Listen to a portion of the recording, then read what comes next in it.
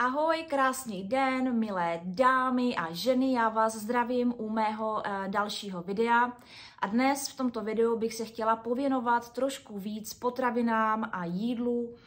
A to konkrétně jídlu, které prospívá nám, ženám, speciálně po 35/40. roku života. Ráda bych se o tom trochu víc rozpovídala. Zároveň vás vezmu na chvilku i do fitka, kde jsem cvičila dneska zadek a nohy. Zapojila jsem přitom takovej high intensity training, něco si k tomu řekneme. Ale hlavně bych vám ráda ukázala svoje 3 nejoblíbenější a jednoduché recepty, které jsou zdraví, chutný, rychlý. Těším se, takže jdeme na to. Víte, co mě osobně štve nejvíc na tom, když se díváte na videa nějakých rádoby fitness influencerek a oni vám tam nabízí různý produkty, typu, že si musíte koupit tento protein, tady tyhle proteinové lívance v prášku, tady tuhle tyčinku, tady tenhle nápoj, tady tenhle spalovač. Prosím vás, je to blbost a nenechte se nikdy na to nachytat a já vám vysvětlím proč. Potravinové doplňky, proteiny a tady tyhle další věci nejsou vyloženě špatný, ale je to prosím pěkně pro někoho, kdo se opravdu vrcholově věnuje sportu. To znamená, chodí bušit do fitka minimálně 4krát týdně, dává do toho plnou palbu, dělá další sporty, je velice aktivní a nestačí mu běžná strava pokrýt jeho potřeby. Například pokrýt jeho potřebu proteinu, tuku, nějakých dalších aminokyselin, látek a všech tady těchto živin, který my, běžní smrtelníci, dostaneme ze stravy. Z běžné, čerstvé, dobré stravy. Pokud jste maminka, která je na mateřské dovolené, stará se o 2 děti, mezi tím jim musí vařit, uklízet, školka, práce, a do fitka se dostanete jednou za týden maximálně nebo na nějakou fyzickou aktivitu, tak si prosím vás nekupujte protein, protože jsou to vyhozené peníze. Raději ty peníze investujte do čerstvého kvalitního masa, zeleniny, ovoce, kvalitních příloh, mléčných výrobků, zdravých sýrů a běžně dostupných čerstvých potravin. Rozumíme si? Doufám, že jo, jsem ráda. A abych to zas tak moc neokecávala dneska, protože je dobrý makat, nejenom kecat, tak teď uděláme střih a podíváme se do fitka. Dneska jsem se rozhodla, že si udělám takovej intervalový trénink vyšší intenzity se zaměřením na zadek a nohy. Takže tady už vidíte, jak zvedám kettlebell, hodně to zaměřuju na zadek. Dneska jsem si přidala trošku na váze, kettlebell má 18 kg, chtěla jsem trošku větší výzvu pro sebe a vyplatilo se, protože zadek mě bolí do dneska. Tak tady dělám ještě nějaký double tapy, což má větší účinnost. Opět chtěla jsem se zaměřit hodně na zadek v tomto cviku, takže dělám výpady dozadu. Tuším, že mám 10 kg činku v ruce, mohla jsem dát těžší váhu, ale tím, že jsem měla 4 série poctivě po 20 opakováních, tak ono přece jenom potom se to naleží večer a ta zátěž jde poznat. Tady jsem se soustředila na zadní stranu stehen. Tento cvik se jede spíš jako pomaleji. Opět mám v ruce, pokud si dobře pamatuju, o 8 a 8, to znamená 16 kg. A tento cvik vždycky hodně cítím. Cvičím ho asi poctivě, nebo ta váha je velká. Vždycky mě z toho hrozně bolí vzadu zadek a stehna. Potom jsem to tady odpálila tady těma skokama, což je moc fajn. Samozřejmě byly ještě další cviky, já nevždy točím úplně všechno, je to jenom inspirace. A na závěr tady toho všeho jsem si šla ještě zaběhat 10 minut na pás sprint, docela mě to dalo zabrat, byla jsem příjemně unavená a tady už mám toho plný zuby a jdu vypnout kameru. Takže já jsem zpátky z fitka, dneska jsem spálila 334 kalorií, to je fajn číslo, už to radši mizne, s tréninkem jsem spokojená. A já myslím, že teď se můžeme jít vrhnout na to vaření a recepty. První recept, který bych vám ráda představila, je vlastně pásta. Jsou to těstoviny s mořskýma plodama. cherry rajčátkama, budu dávat trochu česneku, cibule, olivový olej, budu dávat 1 lžíci a dozdobím petrželkou. Tady, jak vidíte, jsem si navážila těstoviny, ty si fakt dávám striktně na váhu a těstoviny jsou celozrnný. Budu vařit 2 porce, takže tohle, co vidíte v té misce, jsou 2 porce. 2 porce mražených plodů, rajčata víceméně odhadnu, zeleninu, jak jsem řekla, nevážím, je dobrý dávat si hodně zeleniny. Tak, na olivovém oleji jsem si osmahla česnek a cibulku, ještě počkám, až trošku zesklovatí, aby to nebylo úplně takovýto čerstvý křupavý, musí se to trošku zatáhnout. Myslím, že dobrý v této fázi. A tady do toho základu si přidám mořské plody.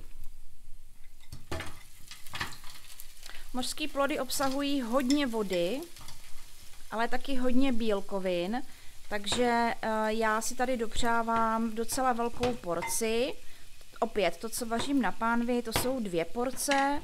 Jednu budu mít možná na večer, nebo možná zítra zakrabičkuju. Takže tady si dopřávám zhruba 150 gramů mořských plodů na 1 porci. Počkáme opět, až se to trošku osmahne, a zatáhne, povolí to, protože jsou mražený, a potom tam přidám tady tyhle cherry rajčátka. Osolím, opepřím a smícháme s těstovinama. Teď už je to v dobré fázi, vypadá to, že tady tyhle mořské plody nám krásně povolily, osolila jsem, opepřila, tady se nám vaří voda na těstoviny, tak za chvilku je tam hodím, takže můžeme přihodit rajčata a pěkně to ještě společně takhle podusíme, aby nám vznikla omáčka na těstoviny.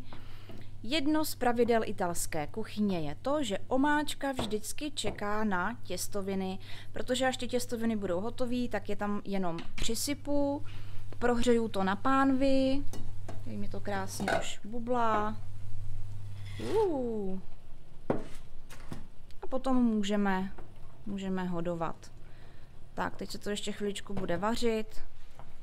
Tohle se mě bude chvilku teda ještě takhle prohřívat. Potřebuji, aby ty rajčata taky trochu povolily a pustily nějakou šťávu. Už se nám to krásně rýsuje. Těstoviny jsou uvařený, takže jsem to hodila na pánev společně s těma mořskýma plodama. Potřebuju nebo chci, aby ta omáčka trošku se takhle spojila s těma těstovinama. No a kdo má rád, já třeba jo, tak dávám hladkolistou petrželku na ozdobu a máme hotovo. To je krása. Taková fit, lehká italská kuchyně. A máme hotovo. Jeden vlastně takovej super lehký italský oběd. Moc se na to těším. A ještě bych chtěla dodat, že tady tenhle oběd je velice nízkokalorický. Tam je minimální procento tuku, ale je tam dobrý poměr bílkovin a sacharidů, takže tady tohle si dávám spíš po tréninku, po fyzické aktivitě. Kdybych si to dala večer, tak to hodně rychle strávím a pravděpodobně budu mít trochu hlad právě díky tomu, že to je velice nízkotučné jídlo. Ale vypadá to skvěle, já se těším, takže dobrou chuť. Druhý recept, který bych vám dneska ráda ukázala, se vlastně nevaří, jenom se pokrájí. Teď si teda uvědomuju, že vám dneska sem házím 2 recepty z ryb, takže kdo nemá rád ryby, omlouvám se. Zase na druhou stranu v minulém videu bylo kuřecí maso a myslím si, že hodit kuře na pánev dokáže každý a zná to 99% z nás. Takže tady snad recept, který trošku zaujme. Co budeme potřebovat? Máme tady krásného uzeného lososa, 100 gramů. Ale pozor, může být i čerstvý losos, kterýho si osmahnete na pánvi bez tuku. To nechám na vás. Mně se dneska nelíbila kvalita lososa v obchodě, kam chodím. Přišlo mi lepší koupit si tady tohoto. Budeme potřebovat pomeranč, asi ne celý, tenhle je hodně velký, takže půlku.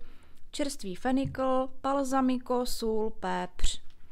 A tady máme ještě citron.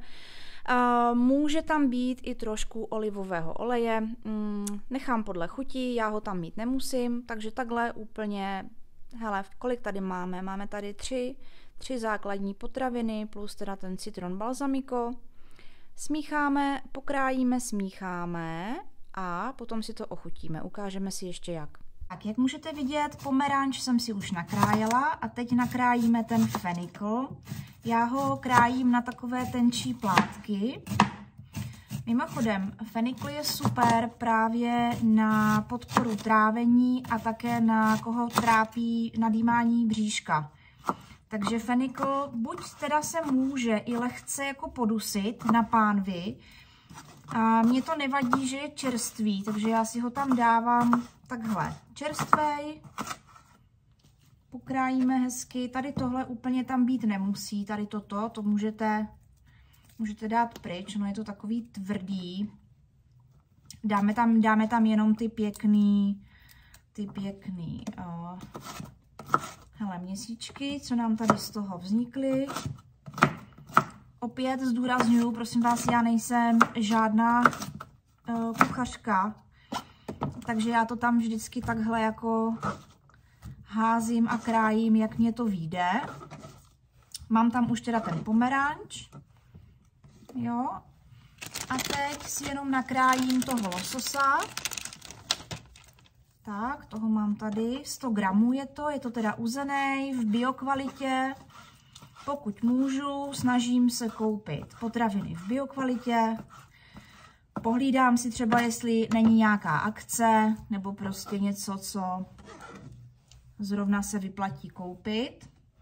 Ještě tam trošku přikrájím toho pomeranče, že zdá se mi, že jsem tam dala zbytečně málo a ten pomeranč tam udělá takovou docela zajímavou chuť. Takže ještě si tady odkrojíme, oloupeme to. Je dobrý tam dávat pomeranč, který má nějakou šťávu, takový šťavnatější, ono to tam udělá docela dobrý. Tak, myslím si, že fajn. Teď bych to teda s dovolením osolila, opepřila, když najdu pepř.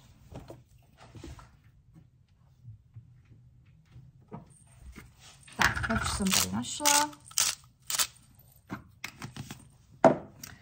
Dáme tam balsamico.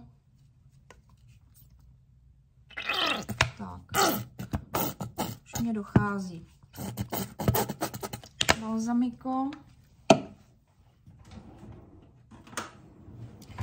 Zamícháme.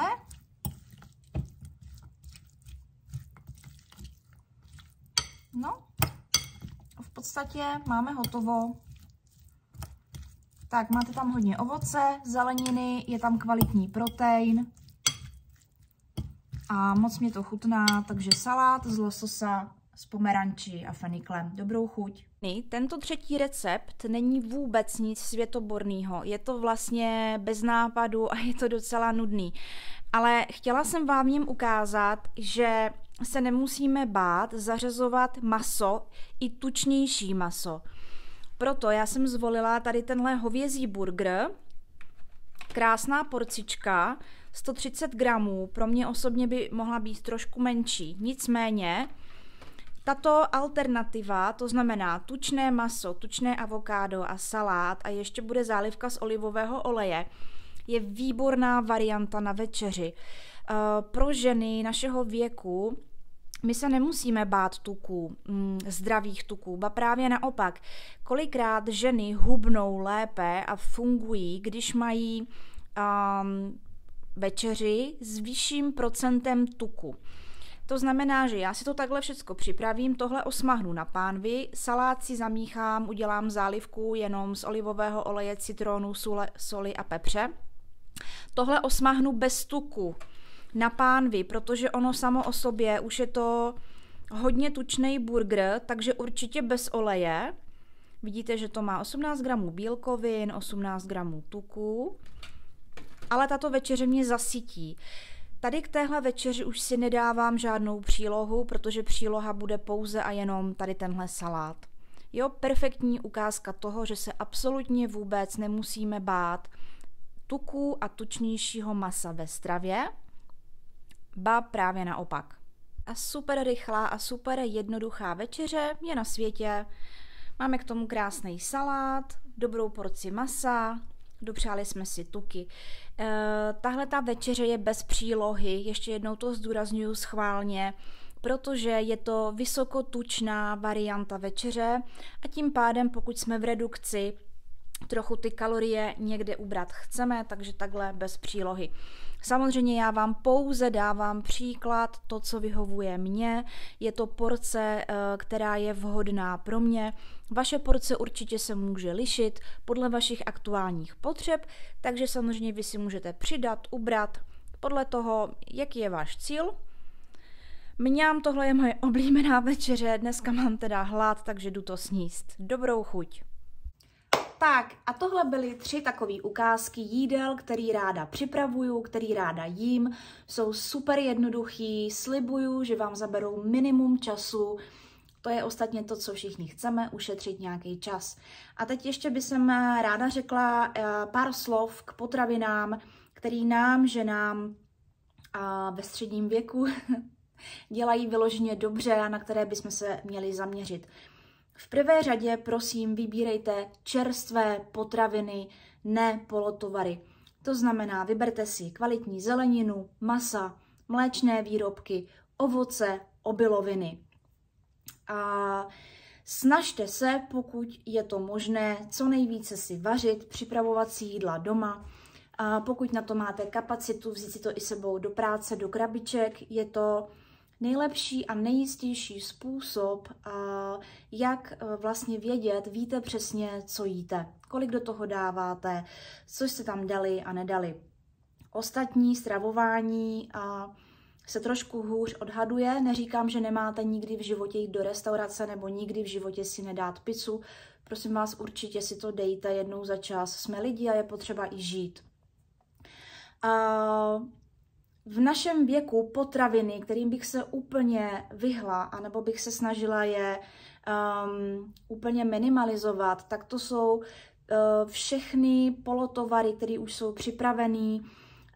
Jsou to takový ty různý hotovky, bagety na benzínkách, co je vyloženě zlo pro nás ženy po 40, co nám dělá opravdu po zdravotní stránce špatně, nabíráme na tom zbytečně moc kalorií, pak se to tady usazuje všecko na bříšku, na bocích. Tak to jsou takový ty průmyslově vyráběné sušenky, čokolády, oplatky, všechno, kde můžeme na druhé straně obalu číst stužený pokrmový tuk, E1, E2, E3, E4 a tak dále, aditiva. Není to vůbec dobrý. Zkuste udělat pár drobných změn dneska ve svém životě. To znamená dát si místo tatranky, jabko, vaničku s tvarohem, do které si dáte trošku ovoce, dáte si tam nějaké koření z kořici, nebo si naopak dáte cottage sýr, co kdo má rád. A uvidíte, já vám slibuju, že ty změny krok po kroku začnete vidět brzo a hlavně se začnete líp cítit. Protože co je nejlepší pocit na světě? Cítit se skvěle ve svým vlastním těle a zvládat všechny aktivity tady tohoto života, který často není jednoduchý. Mějte se krásně a já se těším zase u dalšího videa. Ahoj! Pokud se vám líbí moje tvorba, budu ráda, když podpoříte tohle video lajkem nebo komentářem. Mějte se fajn, ahoj.